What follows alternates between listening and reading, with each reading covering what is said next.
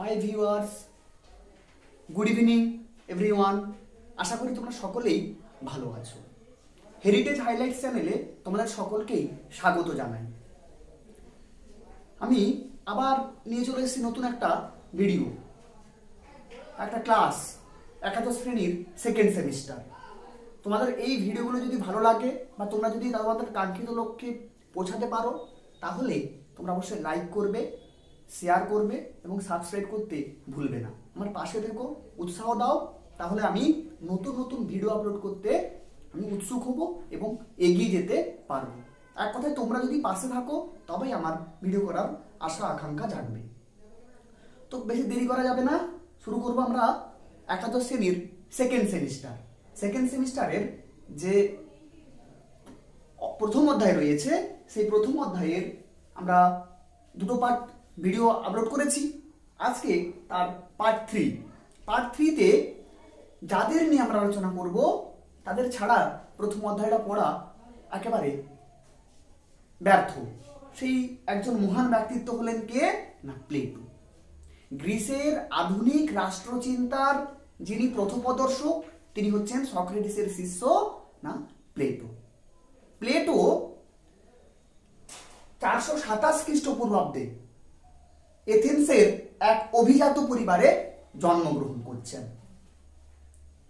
তিনি যখন জন্মগ্রহণ করছেন তখন এথেন্স আর স্পার্টার লড়াই চলছিল, যুদ্ধ চলছিল। সে সময় একটা অস্থিরতা কাজ করছিল, সামাজিক, রাজনৈতিক, অর্থনৈতিক সব দিক থেকে কিন্তু একটা অস্থির পরিবেশ তৈরি হয়েছিল। সেই প্রাক মুহূর্তে জন্মগ্রহণ করলেন কে না, প্লেটো। প্লেটোর সম্পূর্ণ নাম বা প্রকৃত নাম হচ্ছে অ্যারিস্টোক্লেস। এই সংকটপূর্ণ অবস্থায় জন্মগ্রহণ করার কারণে তিনি কি করছেন না, তিনি বলছেন তার রাষ্ট্র দর্শনে, তিনি বলছেন ন্যায় বিচার ভিত্তিক এবং দার্শনিক রাজার কথা, যারা কি করবে না, এই বিশৃঙ্খল পরিস্থিতিকে বদলে দিয়ে নতুন একটা রাষ্ট্রের দর্শন তৈরি করবে, যে রাষ্ট্রে থাকবে সুযোগ্য শাসক এবং দার্শনিক রাজা। যাই হোক, তো এই অ্যারিস্টোক্লেসের প্লেটো নামকরণের কারণ কি, তো এই নিয়ে মতপার্থক্য রয়েছে। কোন কোন ঐতিহাসিক বলছেন যে প্লেটো ছোট থেকেই ছিলেন সুঠাম এবং তার স্বাস্থ্যবান শরীর ছিল, তিনি খেলাধুলা এবং জিমন্যাস্টিক পছন্দ করতেন, যে কারণে উনার যে কুস্তি শিক্ষক, উনাকে নাম দিয়েছেন কি না, প্লেটো। এছাড়া আরো অনেকে বলছেন না, তার কপালটা চওড়া হওয়ার কারণে তার নাম দেওয়া হয়েছে প্লেটো। যাই হোক, তর্ক বিতর্ক থাকা সত্ত্বেও আমরা এই কথা বলতে পারি, আধুনিক রাষ্ট্রচিন্তার ইতিহাসে যার নাম শ্রদ্ধার সঙ্গে আমরা স্মরণ করব, তিনি হচ্ছেন কে না, প্লেটো। পরীক্ষায় বারে বারে প্রশ্ন আসে যে প্লেটোর আদর্শ রাষ্ট্রের ধারণা কিরূপ ছিল। আদর্শ রাষ্ট্রের ধারণা, আদর্শ রাষ্ট্রের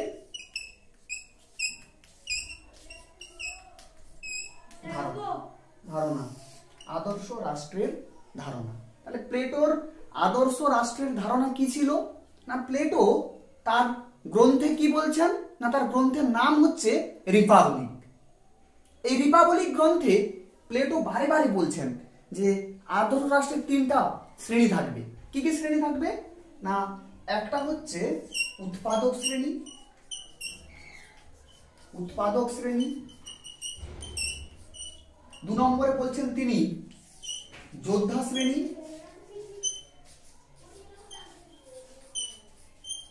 3 নম্বরে তিনি বলছেন শাসক শ্রেণী। তাহলে তিনি আদর্শ রাষ্ট্রের 3টা মূল স্তম্ভর কথা বলছে বা 3টা ইউনিটের কথা বলছেন। কি কি না, উৎপাদক শ্রেণী। ফার্স্ট উৎপাদক শ্রেণীটা কি না, উৎপাদক শ্রেণী হচ্ছে যে কোনো রাষ্ট্র ব্যবস্থা বা সমাজ ব্যবস্থার যারা মূল কাণ্ডারি, তারা হচ্ছে উৎপাদক শ্রেণী। আমরা সকলেই জানি, কি জানি না, একজন কৃষক সব থেকে স্বয়ংসম্পূর্ণ তখনই হবেন যখন তিনি তার পেশাকে ঠিকঠাক করে কাজে লাগিয়ে তার নিজের জীবনটাকে উন্নত করতে পারবেন। এই কৃষকের জীবন উন্নতির পাশাপাশি তিনি কি করতে পারবেন না, তার রাষ্ট্রের তিনি কি করবেন, কল্যাণ করবেন, শুধু নিজের নয় সমগ্র রাষ্ট্রের কল্যাণ সাধন করবেন। তো তিনি প্লেটো তার আদর্শ রাষ্ট্রের ধারণায় তিনি কি বলেছেন না, তিনি বলেছেন যে উৎপাদক শ্রেণী থাকতে হবে। আর মানুষের জীবনের প্রাথমিক চাহিদা কি না, মানুষের জীবনের প্রাথমিক চাহিদা হলো খাদ্য, বস্ত্র, বাসস্থান। এই খাদ্য, বস্ত্র, বাসস্থান যারা নির্ধারণ করবে তারা হচ্ছে উৎপাদক শ্রেণী। তো আমরা প্লেটোর যে দ্বিতীয় আদর্শ রাষ্ট্রের ধারণা তাহলে তিনি বলেছেন যোদ্ধা শ্রেণী। প্লেটো বলছেন তার রিপাবলিক গ্রন্থে তিনি কি বলছেন না, তিনি বলছেন যে শুধুমাত্র প্রাথমিক চাহিদা পূরণ করায় রাষ্ট্রের সবকিছু সম্ভব নয়। রাষ্ট্রের আরেকটা মূল স্তম্ভ হচ্ছে কি না যোদ্ধা শ্রেণী। শুধু খেলাম, বেঁচে থাকলাম, নিজের স্বার্থটুকু দেখলাম তা করলে হবে না। তাহলে তার থেকে যেটা বড় জিনিস সেটা হচ্ছে রাষ্ট্রকে রক্ষা করতে হবে। তার জন্য এক ধরনের যোদ্ধা শ্রেণী তৈরি করতে হবে। এই যোদ্ধা শ্রেণীরা কি করবে না, এই যোদ্ধা শ্রেণীরা রাষ্ট্রকে রক্ষাবেক্ষণ করবে। আমরা জানি কি সেনাবাহিনী মানে ও মারবে, যুদ্ধ করবে, আমাদের খুব আনন্দ লাগে। ইতিহাস মানে তোমরা মনে করো যে মারামারি, রাজার ইতিহাস, এই রাজার ইতিহাস, তা কিন্তু নয়। ইতিহাসে কিন্তু অনেক বিষয় রয়েছে, ইতিহাসের অনেক ভিতরে অনেক টপিক রয়েছে যেগুলো তোমাদের মনোগ্রাহী করবে এবং মনকে এগিয়ে নিয়ে যাবে এবং জীবনের পথকে সঠিক পথে চালাবে। তো যোদ্ধা শ্রেণী কি করবে, শুধু কি রাষ্ট্র দখল করবে না, তিনি বলছেন যে রাষ্ট্র অন্য রাষ্ট্র দখল করার চেয়ে মূল বক্তব্য হচ্ছে নিজের রাজ্যকে সেভ করা বা সেফটি দেওয়া হচ্ছে যোদ্ধা শ্রেণীর কাজ। আর 3 নম্বর বলা হচ্ছে শাসক শ্রেণী বা অভিভাবক শ্রেণী। না ইনারা কি করবেন, এই শাসক শ্রেণী বা অভিভাবক শ্রেণী কি করবেন না, ইনি পুরো রাষ্ট্রটাকে সঠিকভাবে পরিচালনা করবেন। এই জন্য তিনি এই শাসক শ্রেণীকে বলছেন যোগ্য হতে হবে এবং কি হতে হবে না, উনাকে হতে হবে ন্যায় পরায়ণ শাসক, এছাড়া দার্শনিক হতে হবে। তো এইভাবে তিনি তার আদর্শ রাষ্ট্রের ধারণা ব্যাখ্যা করেছে। তোমাদের একাদশ শ্রেণীর দ্বিতীয় সেমিস্টারের প্রথম অধ্যায়ে এই কোশ্চেনটা বারে বারে আসে যে প্লেটোর আদর্শ রাষ্ট্রের ধারণা দাও। তাহলে তোমরা প্রথমে বলবে যে প্লেটো কে ছিলেন, তোমরা লিখলে। তাহলে প্লেটো কে ছিলেন না, তিনি গ্রিসের একজন মহান ব্যক্তিত্ব, রাষ্ট্র দার্শনিক ছিলেন। তার রাষ্ট্র দর্শন তিনি কি উল্লেখ করেছেন, তার গ্রন্থ রিপাবলিকে তিনি উল্লেখ করেছেন আদর্শ রাষ্ট্রের ধারণা। আদর্শ রাষ্ট্রের ধারণা কি বলছেন, উৎপাদক শ্রেণীর কথা, যোদ্ধা শ্রেণীর কথা, শাসক শ্রেণীর কথা ব্যাখ্যা করলে। আর শেষে তোমরা অবশ্যই বলবে যে ইতিহাস বা রাষ্ট্র দর্শন যখন আমরা আলোচনা করছি তখন যিনি রাষ্ট্র দর্শন ব্যাখ্যা করছেন তার পারিপার্শ্বিক পরিবেশ কিন্তু একটা প্রভাব ফেলছে। কেননা আমরা ইতিহাস যখন কোনো ঐতিহাসিক লিখছেন তখন শুধু তার ছাপ নয় বা উনার ছাপ নয়, তার পারিপার্শ্বিক পরিবেশ, তিনি কোন বাড়ি থেকে উঠে এসেছেন, কোন পরিবার থেকে উঠে এসেছেন, কোন সমাজ থেকে উঠে এসেছেন, তার কিন্তু একটা প্রভাব পড়ে। প্লেটো কেন এই ধারণা দিচ্ছেন না, প্লেটো একটা সংকটপূর্ণ পরিস্থিতি উদ্ভব হয়েছেন, তাই তিনি বলছেন এই সংকট মোচন একমাত্র করতে পারে কে, দার্শনিক রাজা আর ন্যায়পরায়ণ রাজা, যিনি কি করবে না পুরো রাষ্ট্রকে সঠিকভাবে পরিচালনা করতে পারবে। তাহলে প্লেটোর যে গুরু সক্রেটিস তিনি কি করেছিলেন না, উনাকে রাষ্ট্রদ্রোহিতার কারণে কি করা হয়েছে না, প্রাণদণ্ড দেওয়া হয়েছে। তাই তিনি গণতন্ত্রের প্রতি আস্থা ছিল না। তাহলে তিনি কি বলছেন, একেবারে গণতন্ত্র নয়, একেবারে অভিজাততন্ত্র নয়, আবার একেবারে শাসকতন্ত্র স্বৈরাচারী নয়, তাহলে মিক্সিং বা একটা মিশ্র শাসন ব্যবস্থা তিনি তার আদর্শ রাষ্ট্রের কথা বলছেন। যাই হোক, এরপর আমরা যেটা জানবো, যার নাম, তিনিও আমাদের ইতিহাসে একজন বা রাষ্ট্রদর্শনের ইতিহাসে খুবই গুরুত্বপূর্ণ একজন ব্যক্তি, তিনি হলেন অ্যারিস্টটল। কি বললাম, অ্যারিস্টটল 384 খ্রিস্টপূর্বাব্দ থেকে 322 খ্রিস্টপূর্বাব্দ।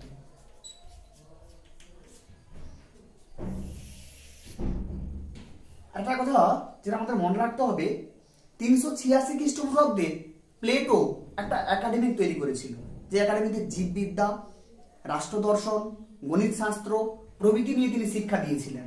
এই শিক্ষায় শিক্ষিত হয়েছিলেন অ্যারিস্টটল। অ্যারিস্টটল জন্মগ্রহণ করছেন কোথায় না, জন্মগ্রহণ করছেন গ্রিসের সীমান্ত ঘেঁষা ম্যাসিডন নগরে তিনি কিন্তু জন্মগ্রহণ করছেন। তো ইনি ছিলেন সব থেকে মজার বিষয়, ইনি ছিলেন গ্রিক বীর আলেকজান্ডারের গৃহশিক্ষক।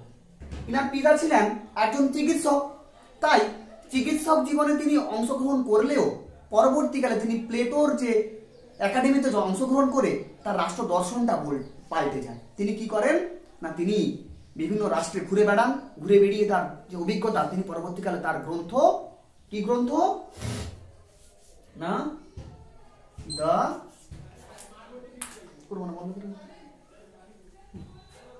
আমি অ্যারিস্টটলের আমি গ্রন্থটার নাম কি বললাম না, গ্রন্থটার নাম হচ্ছে দ্য পলিটিক্স। The politics.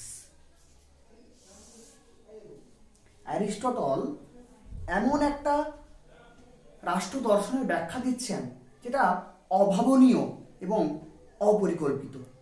তিনি প্লেটো কিংবা তার যে গুরু সক্রেটিস ওনাদের মতো কিন্তু অনেকটা কল্পনাপ্রসূত ভাবধারা দিচ্ছেন না। তিনি কি করছেন না, বাস্তব জগতের সঙ্গে মিল রেখে তিনি তার ধারণাকে প্রকাশিত করছেন। তাই পরীক্ষায় যেটা আসে সেটা হচ্ছে যে অ্যারিস্টটলের আদর্শ রাষ্ট্রের ধারণা কি ছিল। কি বললাম, অ্যারিস্টটলের আদর্শ রাষ্ট্রের ধারণা বা তার মতে আদর্শ রাষ্ট্র কি ছিল। কি বললাম, আদর্শ রাষ্ট্র কি ছিল। সেমিস্টার নিয়ে ভয় করার খুব একটা প্রয়োজন নেই। তোমাদের আমি যেভাবে বলছি ফলো করো, ভিডিওগুলো দেখো, দেখবে তোমাদের অনেকটাই উপকৃত হবে। আমি কথা দিচ্ছি, সঙ্গে থাকবে। ইতিহাস নিয়ে ভয়ের কিছু নেই। ইতিহাস মানে শুধু যুদ্ধ ঝগড়া এগুলো নিয়ে নয়, ইতিহাসে অনেক কিছু দর্শন রয়েছে, সেগুলোকে আমরা ঠিকঠাক করে বুঝতে পারলে আর সবথেকে কানেক্ট করতে হবে একটা ঘটনার সঙ্গে একটা ঘটনা। দেখো আমরা সক্রেটিস পড়েছি, প্লেটো পড়লাম, তারপরে আগে দেখতে পেয়েছি অ্যারিস্টটল, পরপর আমরা পাবো। তাহলে এইটা পরীক্ষায় কিন্তু আসার চান্স রয়েছে যে অ্যারিস্টটলের মতে আদর্শ রাষ্ট্রের রূপরেখা কেমন ছিল। তিনি প্রথম যে রেখাটি তুলে ধরেছেন সেটা হচ্ছে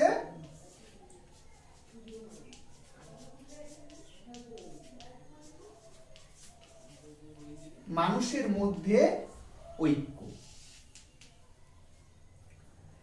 আমরা জানি man is a social animal. মানুষ হচ্ছে না একজন সমাজবদ্ধ জীব। তাহলে একটা সমাজে থাকতে গেলে মানুষের মধ্যে ঐক্য থাকবে না, সেটা কি করে হয়? তাই আর আদর্শ রাষ্ট্রের মূল বক্তব্য হচ্ছে কি না, মানুষের মধ্যে ঐক্য থাকতে হবে। আমরা জানি, আমরা একটা ছোট একটা গল্প যদি মনে করি, ছোটবেলা তোমরা সবাই পড়েছো, আমি গল্পটা বলি। তো একজন বৃদ্ধের 3 ছেলে। বৃদ্ধ যখন অসুস্থ হচ্ছেন তখন কি হচ্ছে না, তার ছেলেদের মধ্যে বেশ গন্ডগোল লেগে গেছে, সম্পত্তি নিয়ে, জায়গা জমি নিয়ে, টাকা পয়সা নিয়ে কি হচ্ছে, ঝগড়াঝাটি লেগে গেছে।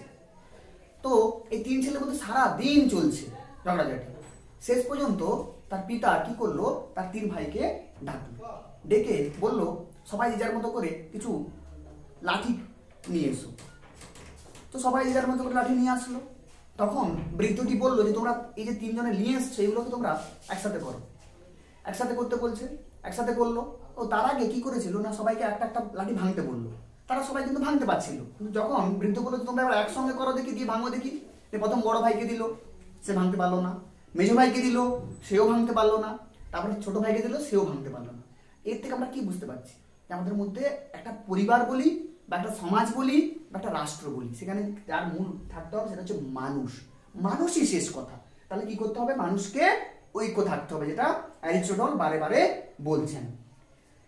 তারপরে তিনি বলছেন রাষ্ট্র একটি স্বাভাবিক প্রতিষ্ঠান। স্বাভাবিক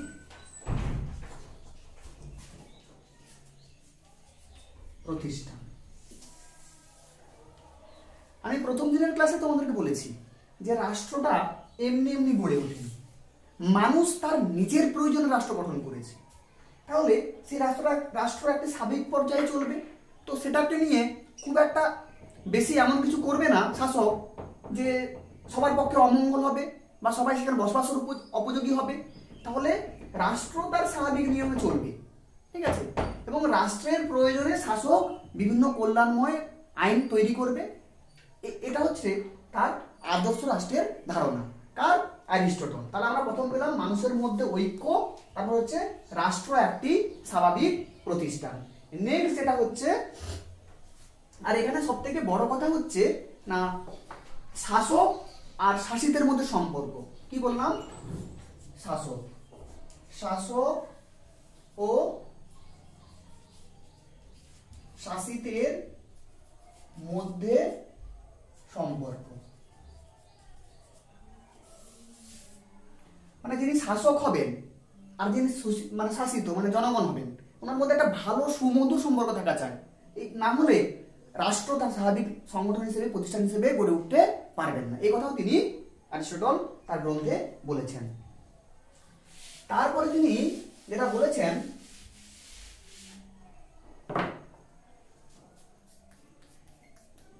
রাষ্ট্র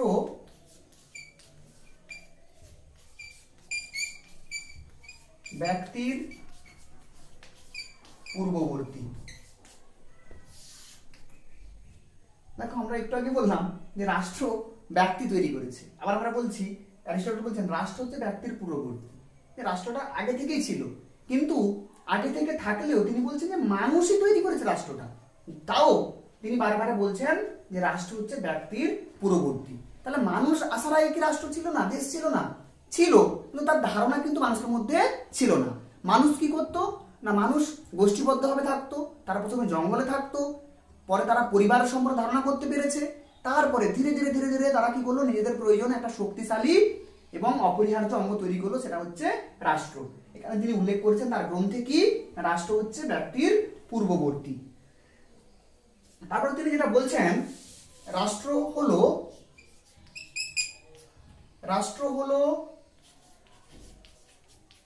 সর্বোচ্চ সংগঠন। রাষ্ট্র কি না সর্বোচ্চ সংগঠন।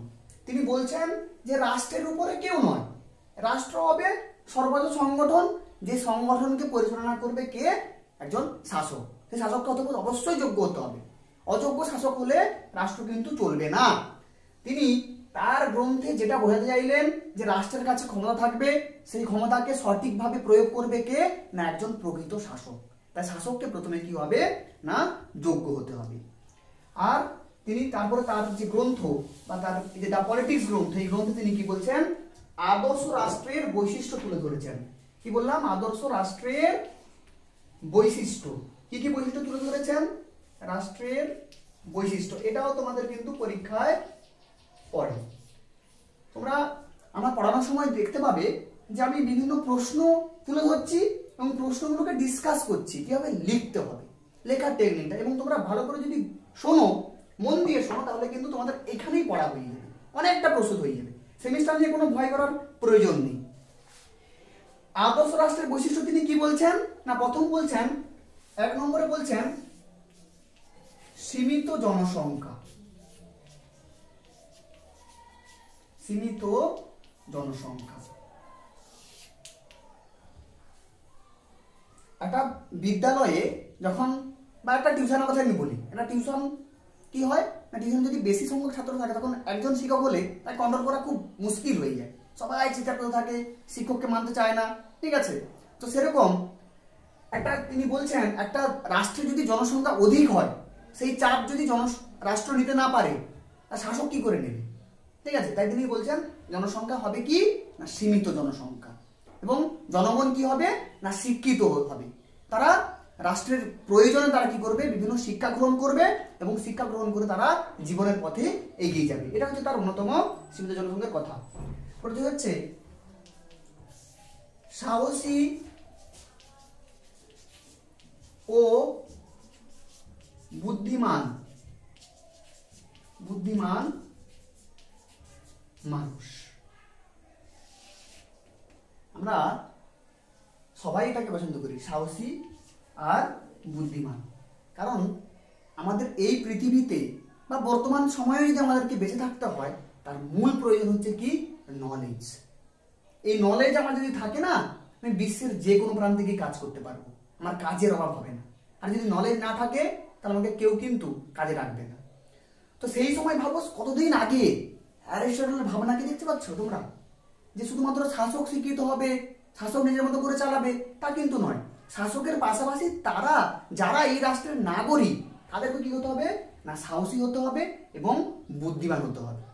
কেন সাহসী বলার কথা বলছেন তিনি, এটা ভাবতে হবে। এটাকে সাহস বলার অর্থ হচ্ছে রাষ্ট্রের প্রয়োজনে তারা কি করতে হবে, যারা শান্ত মানুষ তারাও কিন্তু অস্ত্র ধারণ করতে পারবে। আমরা একটা গান শুনেছি না, মা গো ভাবনা কিসে আমরা তোমার শান্ত প্রিয় শান্ত ছেলে, হঠাৎ যদি যুদ্ধ নামে অস্ত্র ধারণ করতে পারে। ঠিক তো, সেরকম আমাদের হতে হবে। মানে সময়ের প্রয়োজনে শান্তরা হয়ে উঠবে কি না যুদ্ধক্ষেত্রের জন্য প্রস্তুত, তারাও জীবন দিতে, দেশের জন্য জীবন দিতে তারা বদ্ধপরিকর। এই ধরনের রাষ্ট্র আমরা চাইছি। তারপরে বলছেন মাঝারি আকারের রাষ্ট্র। 3 নম্বরে কি বলছেন, মাঝারি আকারের রাষ্ট্র।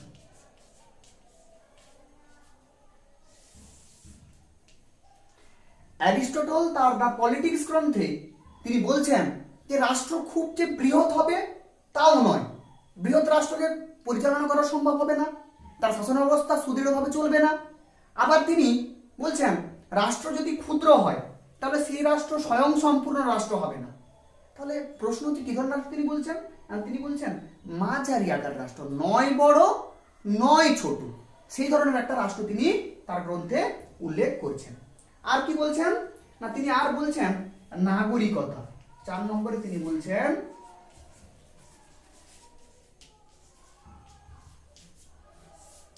নাগরিকতা। এখানেই অ্যারিস্টটলের মতটাকে একটু যেন কেমন লাগলো, তিনি শিশু, নারী, বৃদ্ধ এনাদেরকে বলছি এনারা নাগরিক নয়, এটা যেন কেমন একটা। তো নাগরিকতা তিনি বলছেন কি না, নাগরিক জন্য কোন একটা রাষ্ট্রের নাগরিক হতে গেলে তার অবশ্যই তার যোগ্যতা চাই, যে সেই নাগরিক হতে পারবে না, কিন্তু তাকে সুশিক্ষিত হতে হবে, তাকে সাহসী হতে হবে, তাকে বুদ্ধিমান হতে হবে এবং রাষ্ট্রের প্রয়োজনে তাকে ব্যবহার করা যাবে, সেরকম নাগরিক তিনি কিন্তু চাইছেন। আর হচ্ছে তিনি বলছেন কি না 5 নম্বরে বলছেন আদর্শ শিক্ষা ব্যবস্থার কথা তিনি বলছেন। 5 নম্বরে কি বলছেন, আদর্শ শিক্ষা ব্যবস্থা। আদর্শ শিক্ষা ব্যবস্থা। আমরা সবাই জানি শিক্ষা হচ্ছে যে কোনো জাতির মেরুদণ্ড। যে সমাজ বা যে পরিবার বা যে সংগঠনের মানুষ যতটা শিক্ষিত, সেই সমাজ বা সেই পরিবার ততটা কিন্তু এগিয়ে যাবে। তাহলে শিক্ষা ব্যতীত কিছু হয় না। অ্যারিস্টটলের মতটাও সেরকম, যে এমন একটা শিক্ষা ব্যবস্থা প্রচলন করতে হবে যেই শিক্ষা ব্যবস্থা মানুষকে কি করবে না আদর্শ রাষ্ট্র গঠনে সহায়ক করবে। যারা ধরো একটা রাষ্ট্র তো শুধু শাসক দ্বারা পরিচালিত হয় না, শাসকের কারা কারা থাকে না পরিচালক মণ্ডলী, কর্মচারী, সরকারি দপ্তরে কাজ করা ব্যক্তি, এরা যদি সুশিক্ষিত হয় তাহলে সেই দপ্তরগুলো ভালোভাবে চলবে। আর এরা যদি অশিক্ষিত হয় তাহলে কি হবে, সেই দপ্তরগুলো কিন্তু ভালো চলবে না। তাই তিনি বলছেন এমন একটা আদর্শ শিক্ষা ব্যবস্থা গড়ে তুলতে হবে যে শিক্ষায় শিক্ষিত হয়ে তারা কি করবে, রাষ্ট্র পরিচালনার কাজে সকলকে সাহায্য করবে। তো আমাদের এই আদর্শ শিক্ষা ব্যবস্থার মাধ্যমে কি করতে চেয়েছেন, তিনি একটা আদর্শ প্রশাসনিক কাঠামো গড়ে তুলতে চেয়েছেন যার দ্বারা একটি সঠিক রাষ্ট্র ব্যবস্থা পরিচালনা হবে। তাহলে আমরা প্রায় শেষের দিকে চলে এসেছি। আমাদের মূল বক্তব্য হচ্ছে এটাই যে পরীক্ষায় পড়ে যেটা, সেটা হচ্ছে প্লেটোর আদর্শ রাষ্ট্রের ধারণা আর হচ্ছে অ্যারিস্টটলের আদর্শ রাষ্ট্রের বৈশিষ্ট্য। এই দুটো প্রশ্ন যদি তোমরা পড়ে থাকো বা পড়ে রাখো তাহলে কিন্তু পরীক্ষায় পাওয়ার চান্স কিন্তু খুবই বেশি। আমার এই একাদশ শ্রেণীর যে সেকেন্ড সেমিস্টারের ভিডিওগুলি করার একটাই উদ্দেশ্য কি না, উদ্দেশ্য হচ্ছে তোমাদের যে কাঙ্ক্ষিত লক্ষ্য সেই লক্ষ্যে পৌঁছে দেওয়া। এবং যারা ভয় করছে ইতিহাসকে তাদেরকে ভয় করার প্রয়োজন নেই, আমি আছি, আমার চ্যানেল আছে। আমি আবার বলবো সবাই ভালো থাকবে, সবাইকে আবার গুড ইভিনিং, এবং আমার পাশে থাকবে এবং আমার চ্যানেলকে সাবস্ক্রাইব করবে।